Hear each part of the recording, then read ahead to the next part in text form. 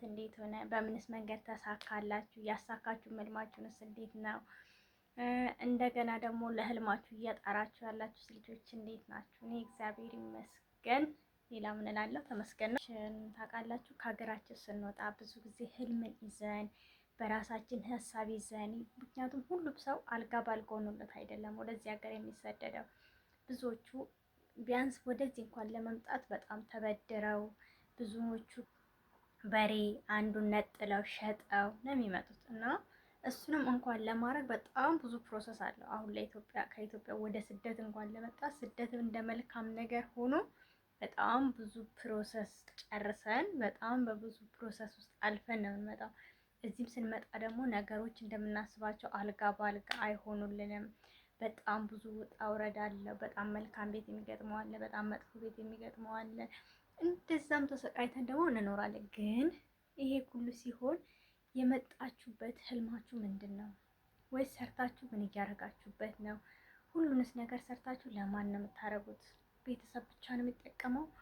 ወይስ እናንተ ተሰዳችሁ ጊዜያችሁን እድሜያችሁን ጨርሳችሁ ለነገ ለራሴ የምትሉት ነገር ቋጠሩ የያዛችሁ ነው? ወይስ እንደው እንደመጣችሁ ትላንትና እናቴ የተቸገረችማ መቅረት አለብኝ እያልሽ ሁሌ ለእናትሽ ለአባትሽ ነው የምታረጊው የሚለውን እስኪ ቆመን እናስብላለሁ። ምክንያቱም ብዙውን ጊዜ ብዙ እህቶቻችንን እንሰማለን፣ በተለያየ ነገሮችም በቅርብ ሰዎችም ብዙ የተለያየ ነገሮችን እናያለን እና ለእኛ ትምህርት ይሆኑናል ብዬ አስባለሁኝ።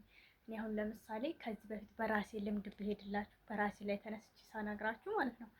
እኔ ከዚህም በፊት የነበርኩኝ የዛሬ 2005 ዓመት 6 ዓመት በሉት ቤሩት ነበርኩኝ። ግን ቤሩት ሲሄድ እናቴም አባቴም አያውቁም፣ እውነት ለመናገር ማለት ነው። እኔ አባቴ አዲስ አበባን ያሳየኝ እቃ ለመግዛት ለእኔ እቃ ሊገዛልኝ አዲስ አበባ ሄጄ አየዋት።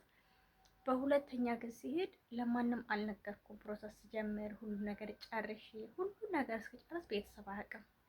ግን እኔ ቸግሮኝ አልነበረም በዛ ሰዓት የሄድኩት፣ የራሴን ስራ ዘግቼ ነው የሄድኩት እና በዛን ሰዓት ሲሄድ እናቴን አስለቅሼ ይሄ ነው ብዬ ምክንያቴ ሳልነግራት ለምን እንደምሰደድ ሳታቅ ምን ሳታቅ እናቴን ልሰናበት ሳምንት ሲቀረኝ ነው የምታውቀው። እና በጣም ነው ማዝነው በራሴ ማለት ነው። የምሬ ነው የምላችሁ፣ በጣም አዝናለሁ እና በማዘኔም ደግሞ ተሰብሬበታለሁኝም።